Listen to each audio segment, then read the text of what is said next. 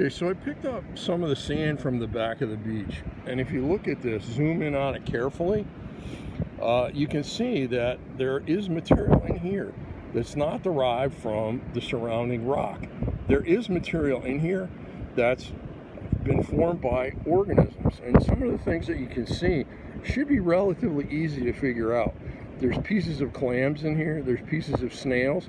The long green things are actually sea urchin spines, and that's kind of unusual. That's like my favorite thing about this beach is there must be tons of sea urchins out in the ocean here, but actually when you look at it, there's a lot of material that's produced by organisms, as well as material that is produced from the weathering and erosion of rocks. I'll try and put this under the microscope when I get back at Colby and show you some of the different organisms or the pieces. There's also pieces of barnacles in here. But if we look at the regular sand, walk over here,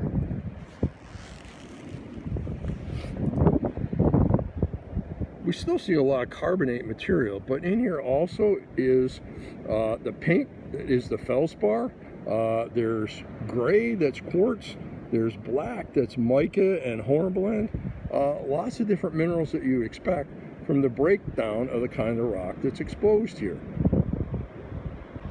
Over here on the back side of the beach, where you can see remnants of a fence, what we have here is a different kind of sediment. The sand here along the beach is deposited by the waves and would have a different distribution than the material up here. I'm going to walk up here and try not to get up on that area, and we'll take a look and see what the sand looks like, if we can see if it looks different from what we just looked at. So I picked up some of the sand here along this ridge. What can you say about it? My observation is that it looks a lot smaller, so therefore it's finer. And while I'm standing here, I can also look at features on this structure. And what do we see? We can see what we call ripples, little ridges that are produced as the wind blows sand from the beach up into the structure. And if we take a look at it, it's this long ridge that exists parallel to the back of the beach and perpendicular to the wind direction. It's got a lot of grass growing on it, and maybe you can come up with an answer of a name that we might call this structure. So right now we're over on the opposite side of the beach. Right now we're over on the opposite side of the beach, and if I may talk fast because I'm running out of battery due to the cold, and I don't want to sort of end up having to be like halfway through my discussion. But over on this side, the rocks look really different. They're a lot lighter in color. They don't have the typical pink feldspars in it. Over here on the right, you can see there's a place that's been eroded out by the ocean. We would call that a sea cave. What I want you to do is zoom in on these rocks over here as I walk over. What I want you to see is it's still a very light colored ground mass. The material that's around the outside is very light in color, but if we zoom in it, we see lots of chunks of black or darker material, particularly down here in this area. You see the light colored material, and then there's dark colored material. The light colored material pretty much encompasses the dark colored material. There's a really good section over here.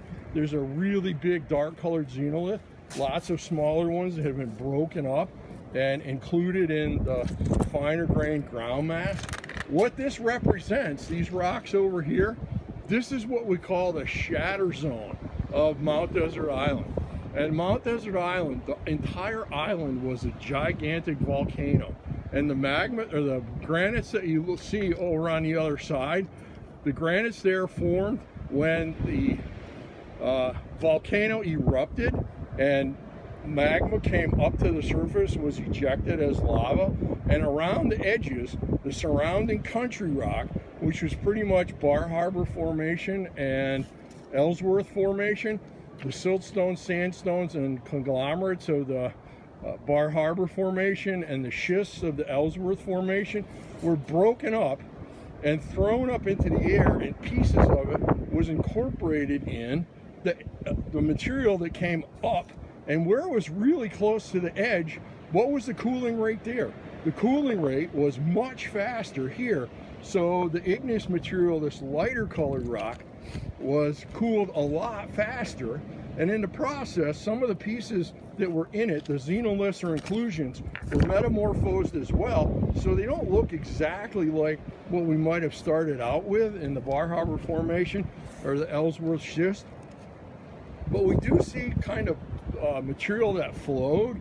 You see little like curves and bends in the light colored rock here, and if we look over here, there's even bigger pieces, and that one big giant dark colored rock up there on the outcrop. And when you look at that, you see that the surface is really polished.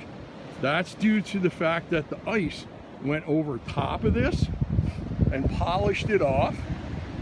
And down here lower, that's material that's been eroded by the ocean, weathered and eroded. But up on top, we still have some glacial polish all the way back up there and over on this side as well.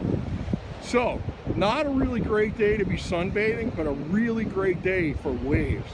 What you see waves coming in, you see the waves start to curl. When you look out further, we don't see them out there, but when they come out to land, the water is oscillating in circles, and we'll talk about that later. But the water tries to maintain a circular orbit, but when the bottom of the orbits hit the base of the seafloor, it still wants to maintain that really curving pattern or circular pattern of the orbit, and as a consequence, the waves continue to curl until gravity takes over, and then they break.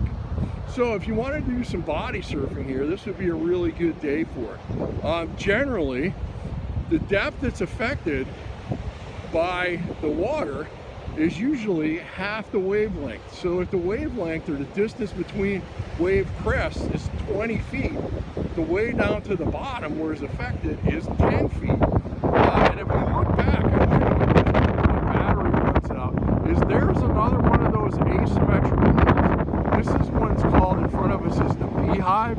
It's a great hike. It's about 1.5 miles up to the top.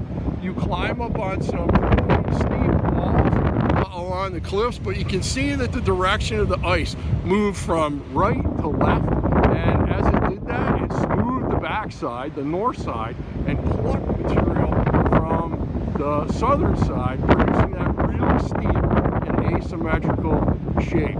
And I'm going to try to close down now because my battery is going to disappear. So hang on, we'll see if we can get some more field trip in today. Okay, a couple of things on this particular spot. We're looking again at the Beehive, and here's that ridge of sand at the back of the beach. You probably guessed by now that it's a dune. What the dune has done is dammed the stream.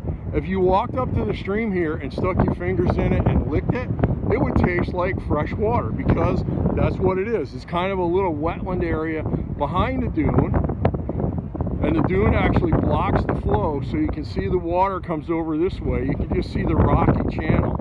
It goes back over by where the shatter zone is and runs into the ocean. Unfortunately, the flow is not really that great, so I was able to walk right over to the shatter zone. But this is a really important wetland area for a lot of the animals that live on Mount Desert Island. They come here for fresh water. It's a good stop for migrating birds. And then we have this dune, and you can see the fence right there in front. And the original fence, when I first came to Maine, that was there to keep people off the dune. And over time, it's ultimately gotten buried. And then down at the other end, where we first stopped to look at the grain size of the sand, we see that the fence has been excavated, and it's visible. Usually, the past couple of years, you might just see a few fence posts in the background. And I normally take a picture of the class here with the Beehive in the background. So, unfortunately, I can't do that. But what I can do is with a Beehive in the background. So there you can see I'm right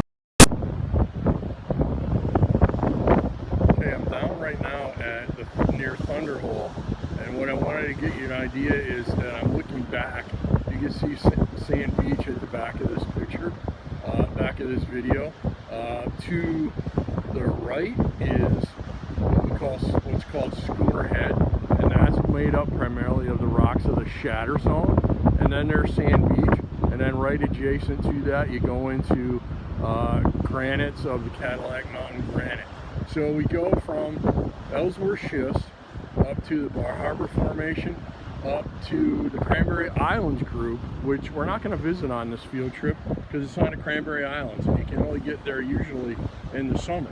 And then we had the Cadillac Mountain granite, which was in place when Abylonia collided with North America and created a whole volcanic arc chain. And this magma chamber blew up, and the basic part of the chamber became the main part of Mount Desert Island, and it's formed of the Cadillac Mountain granites. What I'm zooming in, focusing on over here is the size of the particles on this beach. Now, I'm running out of daylight today, but I'm going to come back and we'll go visit Otter Cliffs. But if you zoom in on this, you can see over here, and there's a yellow spot.